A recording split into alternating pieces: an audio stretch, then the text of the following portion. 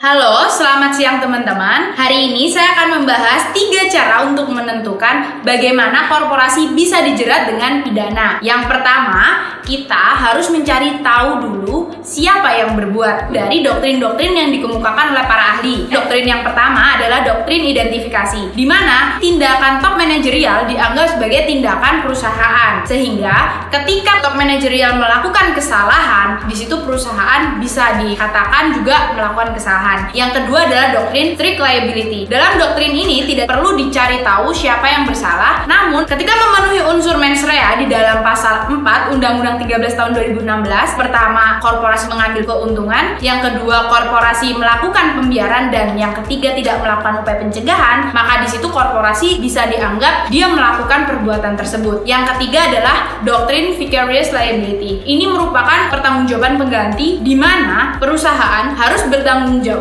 ketika kesalahan dilakukan oleh bawahan dan kemudian korporasi yang harus bertanggung jawab. Tips kedua adalah cari tahu siapa yang salah. Konsep kesalahan atau mens rea ini sangat-sangat rumit. Kenapa? Karena kita harus tahu sikap batiniah itu tidak dimiliki korporasi. Padahal dalam hal ini, dalam menjerat korporasi harus dipidana, itu ada dua, yaitu unsur actus reus dan mens rea. Lalu bagaimana ketika kita sudah mengetahui actus reusnya atau memenuhi unsur dalam aturan undang-undang tersebut? Bagaimana cara menentukan kita mens rea-nya? Menggunakan doktrin yang telah saya sebutkan tadi. Yang ketiga adalah kita bisa menentukan siapa yang bertanggung jawab. Ketika actus reus dan mens rea sudah diketemukan, maka menurut Perja 28 tahun 2014 ada 3 unsur yang bisa dilakukan pemidanaan terhadap pidana korporasi. Yang pertama adalah korporasi itu sendiri sebagai entitas terpisah, yang kedua pengurus, dan yang ketiga pengurus dan korporasi dilakukan penuntutan secara bersama-sama. Sekian dulu ya teman-teman, bye-bye.